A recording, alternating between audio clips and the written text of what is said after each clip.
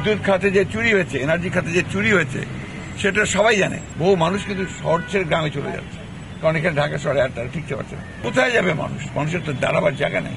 মালয়েশিয়ার কর্মীরা আজকে যেতে পারলো না। 4-5 সংসদ সদস্য জড়িত, তারা 20,000-25,000 কোটি টাকা এখান থেকে বানিয়ে নিয়ে গেছে। তথাকথিত বাজেট যেটা দেওয়া হয়েছে আর কি, এই বাজেটে আপনার আয়ের চেয়ে ব্যয় অনেক বেশি, এবং আপনার যে সমস্ত জায়গাগুলোতে আপনার আয়ের অংশ দেখানো হচ্ছে, তাতে করে সাধারণ মানুষের উপরে এই সমস্ত বোঝাটা গিয়ে পড়ে যাচ্ছে। এবং এই ব্যয়টা মেটানোর জন্য তারা যেটা করবে, সেটাও সাধারণ মানুষের উপর গিয়ে পড়বে, অর্থাৎ আপনার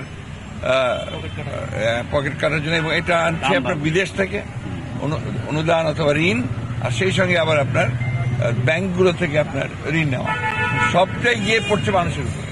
এবং মানুষটা এই বোঝা টানতে টানতে এখন মানে আর পারছে না। আর একদিকে আপনার যেমন ইনফ্লেশন চরমভাবে উপরে উঠে গেছে, এবং বিশেষ করে খাদ্যদ্রব্যের উপরে যে আপনার দ্রব্যমূল্য যে বৃদ্ধি পেয়েছে, এটা তাদের জন্য একদম সহনীয় পর্যায়ে নাই এখন। আপনার কয়েকদিন আগেই বাড়লো আপনার পেট্রোল, ডিজেল, এসব জিনিসের দাম বেড়ে গেল। বিদ্যুৎ এখন আবার আপনার বাড়বে, বাজেটের সঙ্গে সঙ্গে সেগুলো আবার বাড়বে। এবং যেটা IMF এর সঙ্গে যে চুক্তি আর কি, প্রতি বছরে 4 বার করে বাড়বে। তো আমরা এই পয়সাটা কি জন্য দিচ্ছি? বিদ্যুৎ খাতে যে চুরি হয়েছে, এনার্জি খাতে যে চুরি হয়েছে, সেটা সবাই জানে। এই কুইক ইন্টার পাওয়ার প্ল্যান্ট থেকে শুরু করে আপনার আদানির কাছ থেকে, ভারত থেকে আপনার বিদ্যুৎ আনার থেকে শুরু করে সবগুলোই তো আপনার সব করে তাদের পকেট বাড়ি করেছে। হয় রূপপুর আপনার প্ল্যান্ট, কোথায় রূপপুর প্ল্যান্ট? এখন তো রূপপুর প্ল্যান্ট কোনো এগোচ্ছে না, একটু এগোচ্ছে না।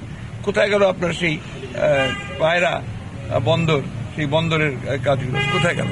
আর কি আপনার ফ্লাইওভার, এলিভেটেড এক্সপ্রেসওয়ে, খুব ভালো কথা, বাট ইন হোয়াট ওয়ে আপনি সাধারণ মানুষের সমস্যাগুলো সমাধান করছেন? মানুষ তো আর পারছে না, যখন এখন তো বহু মানুষ কিন্তু শহর ছেড়ে গ্রামে চলে যাচ্ছে, কারণ এখানে ঢাকা শহরে আর তারা ঠিকতে পারছে না। গ্রামে গিয়েও তারা বিপদে পড়ছে, কোনো এমপ্লয়মেন্ট নেই।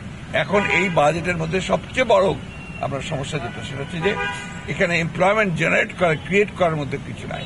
নতুন করে মানুষের কর্মসংস্থানের কোনো ব্যবস্থা নেই। পুরো বাজেটে দেখবেন মেগা প্রজেক্টের এবং মেগা চুরি, মেগা দুর্নীতির জন্য করা হয়েছে।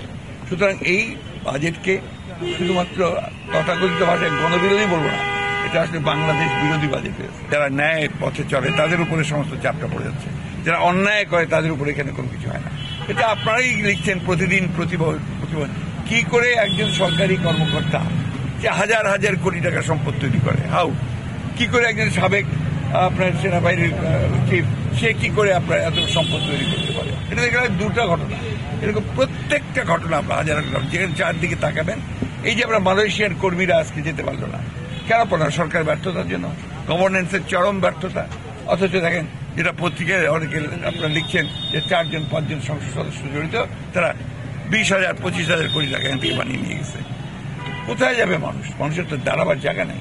যে কারণে আমরা যেটা বলছি, সবসময় বলে আসছি, একটা লুটের রাতের দেশ হয়েছে। জনগণের সরকার না থাকলে, কোনো যদি আপনার জবাবদিহিতা না থাকে, কোনো যদি আপনার অ্যাকাউন্টেবল না থাকে, আজকে সেই অবস্থা তৈরি হচ্ছে। একটা পার্লামেন্ট বলার জন্য বাজেট, পার্লামেন্টে কার? তাদের পার্লামেন্ট। এখানে তারাই সরকারি দল, তারাই বেসরকারি দল, তারাই ইন্ডিপেন্ডেন্ট। আপনার দামি নির্বাচন হয়েছে। এইখানে আপনি যেমন আরেকজন সংসদ সদস্য দেখলাম আপনারা যে একদম আলোচনা শুরু করেছিলেন বিরোধীর উপরে, তারপর তাদেরকে থামিয়ে দেওয়া হয়েছে, যেটা এখানে পয়েন্ট ওয়ার্ডে আলোচনা করা যাবে না। তার মানে এখানে যেগুলো বার্নিং ইস্যুজ, যেগুলো আপনার জনগণকে, সেখানে ওখানে কোনো কিছু আলোচনা হয় না। এখানে শুধু স্তুতি আর স্তুতি।